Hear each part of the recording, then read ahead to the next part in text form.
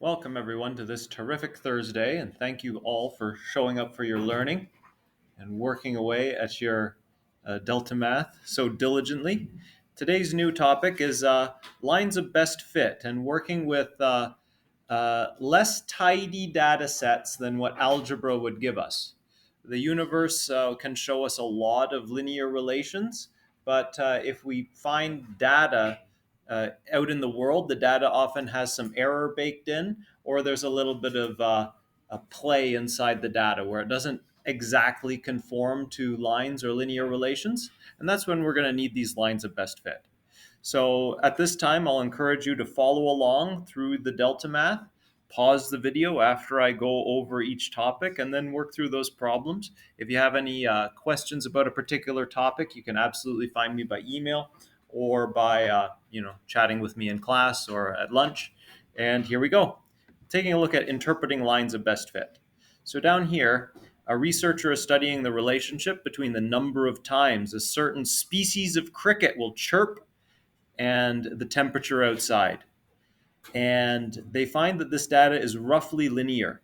So the data looks like a cloud of points out here. And if we had to say there's one line that governs that relationship of how many chirps per minute as the independent variable, and then the temperature over here is the dependent variable, which is a little strange to me. I would flip those two. I would think that chirps would depend on temperature. Temperature does not depend on chirps. So in any case, we can still find a linear relationship despite the fact that we could flip that table. And we want to know, what does this point 118.84.1 represent? So we come down here and we would say this is an actual temperature, because what we are seeing here is this line. We would use that to predict the number of chirps that you should expect to hear given some certain temperature in degrees Fahrenheit outside. This would be a predictive model. We would use that to make predictions in the world. What the data points represent is actual measured data. So this point here, 118, corresponds to chirps per minute, and 84.1 is degrees Fahrenheit. So we want an actual temperature of 84.1 degrees Fahrenheit when the cricket chirped 118 times. So this will be correct. So to interpreting these, you want to know the data points. That cloud of data represent actual measured data from the world.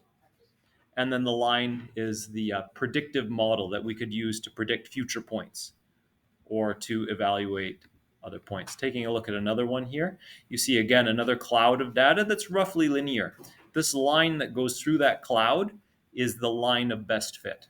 And we would use that to predict things in the future.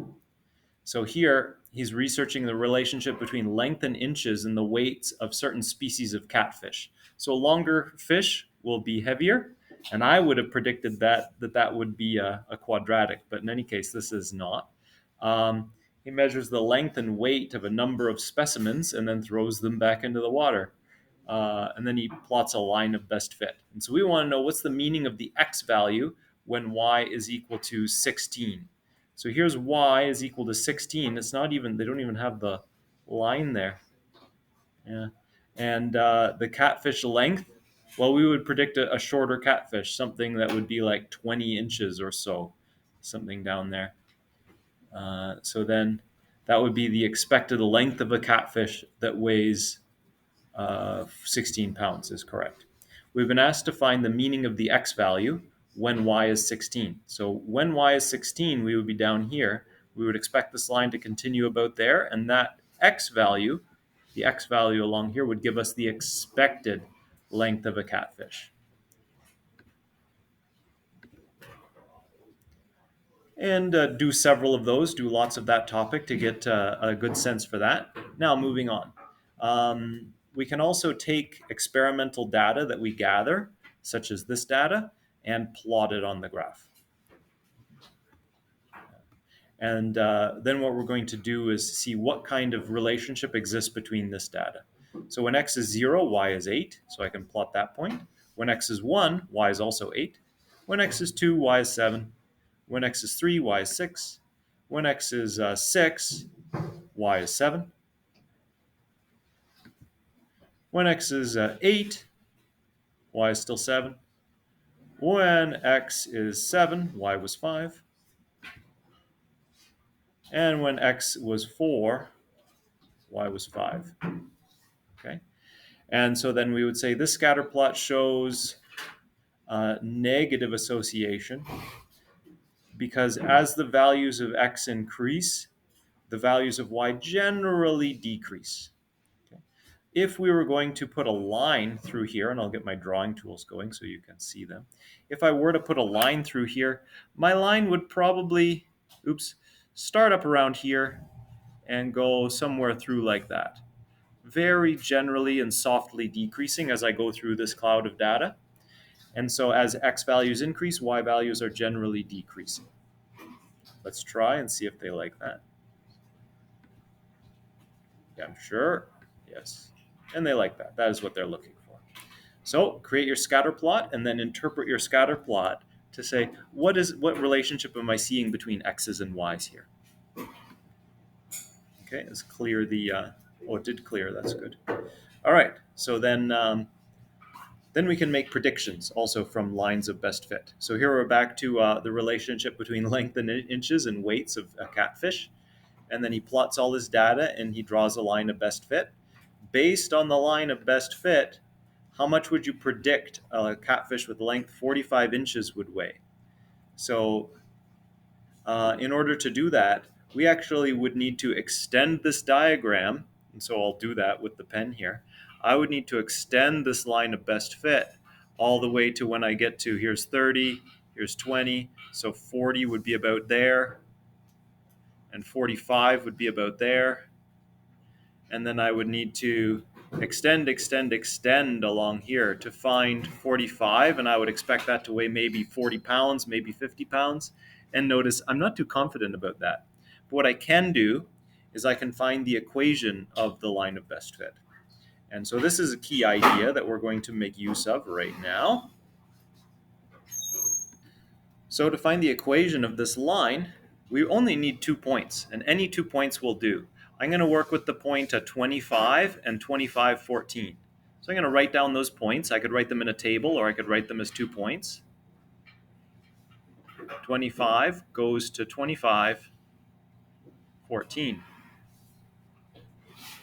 And then I can see on my visualization here of the graph that this is an increasing line. And so it will have a positive m value. And the b value would be the weight of a catfish that was 0 inches long, which is a nonsensical idea. But we might predict that this might be close to 0, or it might not. But it's really hard to predict what that is. So here, we do rise and run. So m is going to be equal to the rise over the run, which in this case is this one runs from 20 to 25. So it ran by increasing 5. And then it rose by going from 5 to 14. So it increased 9. So the m is 9 over 5. So now I know that the equation of this line is y is equal to 9 over 5 multiplied by x plus some value b that will make it true, the y-intercept. Let's find b by plugging in this point, 25. So we're going to feed this equation this point to find out what b is spit out here. So when y is 5, x is 20. 9 over 5 multiplied by 20 plus some value b to make it true. And then we're going to solve this equation for b. So let's go. 9 over 5 times 20 is the same thing as 36. Your calculator will tell you so. 5 is equal to 9 over 5, but 9 over 5 multiplied by 5 times 4. This is how I do this in my head, plus b. And I see that this 5 will cancel that 5, so I'm left with 9 times 4 as a result of 9 over 5 times 20. And this shouldn't surprise us. 9 over 5 is a little bit smaller than 2, but a lot bigger than 1. So I'm multiplying a number a little bit smaller than 2, but a lot bigger than 1, by 20. So I should get about double that number back. So 5 is equal to 36 plus b, and then b is equal to negative 31. I have to subtract 31 from 36 to get 5. I can also find that by subtracting 36 from both sides of this equation and evaluating 5 minus 36. Okay, so now I have my equation for this line. All right, y is equal to 9 over 5x minus 31. All right, and so now that I know that, I can use that as for my predictions. So what would a catfish with length of 45 inches weigh? So length are my x values, so I can input 45 into this equation to find out. So let's see. Y is equal to 9 over 5 times 45. Just input the x value to find out what y value would be output, minus 31. And then 9 over 5 times 45 minus 31 happens to be 50. And let's see why. Y is equal to 9 over 5 multiplied by 9 times 5. That's 45 written a new way, minus 31. These 5's cancel, giving us 9 times 9, which is y equals 81 minus 31. 81 minus 31, this 9 times 9 is 81. Minus 31 is minus 31. And then that will give you 50. Y is equal to 50. And so let's input 50 as our answer and see if Delta Math likes that. Hooray! It likes it. So how do we do that? Look, they're calculating rise and run as well. There's their 9 over 5. And they've noticed that that's consistent going this way as well. 14 plus 9 is indeed 23. So it doesn't matter which 2 points we use. We're going to get the same value. And then they went stepwise all the way out to 45. That's an interesting way to do it. Cool. Okay. Their way is great. So if you like their way, try their way. I'll do my way every day. I know many of you are big algebra fans, so you'll try my way too. All right, so that is predicting from the line of best fit. But now let's draw some lines of best fit. Oh, I'm doing these out of order. That's strange. So now we want to graph a line of best fit here. And so let's see to do it. So we want 2 points to plot a line, and we can do that. So I think this point is pretty well in the middle there. And I want my line of best fit to kind of go above some of the data points and below other data points. So that to me looks like a good line of best fit here. It might be a little high actually, because there's more data points on the bottom than there are on the top. Let's see, 1, 2, 3, 4, 5, 6. And already I can see like 6 data points just right there. So I think I need this a little bit lower. Something like that, maybe. And then like that. Let's see if Delta Math likes it. Hooray, it likes it just fine. So you see there was my plotted line. There was their plotted line. And this is broadly speaking the line of best fit is one with the least total vertical distance from the line to each of the points. Yeah. So my line is shown in green and their actual line of best fit is shown in black. The math for calculating the mathematical line of best fit is really complicated, but we use our visual sense and we eyeball it, and that gives us a way that we can create a predictive model to predict future data, and it's close enough. If you take a look at the actual, which is the black line, and my predicted one, which is green, my predicted model would be pretty accurate along this data set. And if I went outside the data set, it wouldn't be that bad. It would still be pretty good. So there you go. That's what they're looking for there. And then that's all the new topics for today in this assignment. Let's go ahead and looking at writing equation of lines. This is something that we were looking at yesterday and the day before. Either hunting zombies or playing whose y equals mx plus b is it anyway. So write the equation of the line in fully simplified slope-intercept form. So the first thing that I notice is this b value here is minus 6. So I know that it's going to be y is equal to some mx minus 6. It's not mx plus b, it's mx minus 6 because b is negative 6. And then I find m. Here I run 3 and rise negative 2. So m is negative 3 over 2. And that's just like that. I'll do a couple here. Am my answer not correct? Oh my goodness, what happened? Oh, I did run over rise. Aren't you so happy to see delta math helping us all out? Rise over run is m. And so here it rises -2 as it runs 3. It's important to put the rise on top of the run, everyone. And then you go submit and say yes. Yay, it's correct. Let's do another one. Okay, here, I notice that the b value is 8. That's the first thing I notice. And then I'm going to take this point here.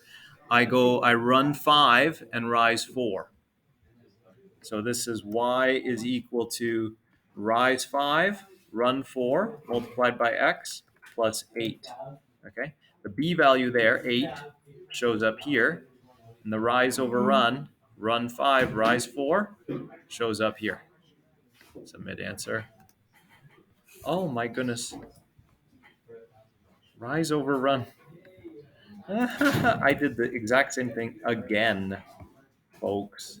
Okay, so I gotta slow down and not talk and just think about these things. Rise over run. It rises 4, it runs 5. Good. Let's do another. Okay, here, this one, I know that the slope will be less than 1, but more than 0. It's a rising slope, so it'll be positive, but it doesn't run 1, rise 1. It runs a lot and rises a little. So these slopes are less than 1. It's going to be some fraction. That way I can error check and avoid making a mistake here. So it rises 1 when it runs 5. That's its m. And then I just need its b value there, which is -7, and stick that in. That's how we can do these. And then for those of you algebra fans, we have some line from 2 points in here, and we want to practice finding the equation of lines that pass through these points. So let's go, everybody, let's go. So we want the points -8, 5 and -4, 0. Just going to grab those 2 points here. Boop. Stick that in here. And find the equation of the line that joins those 2 points. So how do we do that? We know that it's going to look like y is equal to mx plus b. To find m, we know that m is equal to the rise over the run, not the run over the rise, Mr. Jennings. Rise over run. And in this case, how much does it run? It runs from -8 to -4. It actually got bigger by 4. So that's the run, it's 4. And then the rise, it went from 5 down to 0. So it's -5 over 4. So I know that this equation looks like y is equal to -5 over 4x plus some value b, where it's going to cross the y-axis. And actually, this is going to be -5. And I can see that because it goes -8 to -4. If it goes another 4, it will hit the y-axis. And so it will go down another 5. But let's find it algebraically rather than visually. Okay. So what I do is I feed it one of these points.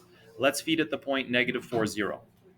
So when y is 0, x is -4. So I have -5 over 4 times -4 plus b. Okay, let's zoom in on that and move down and find this value b that makes this true. This 4 will cancel this 4. Then I have -5 times -1, because those 4's divide away and make 1. So -5 times -1, 0 equals 5 plus b. Subtract 5 from both sides.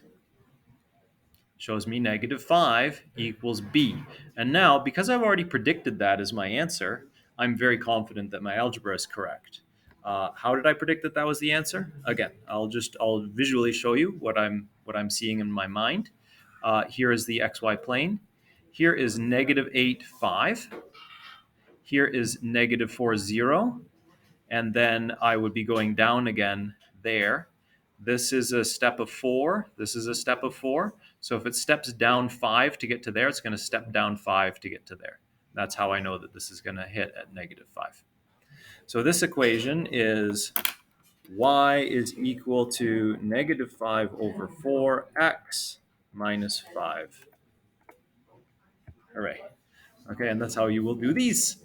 Okay, everyone. Thank you for showing up for your learning today. Any questions, absolutely hit me up by email or come visit me. And I hope your math practice is fruitful.